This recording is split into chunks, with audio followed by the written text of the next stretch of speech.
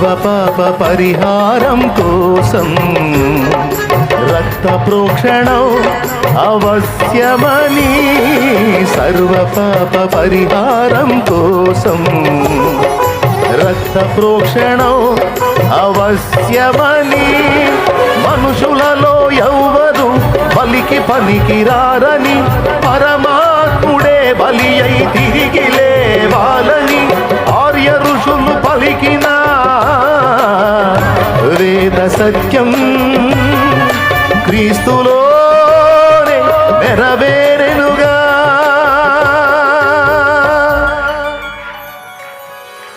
సర్వ పాప పరిహరో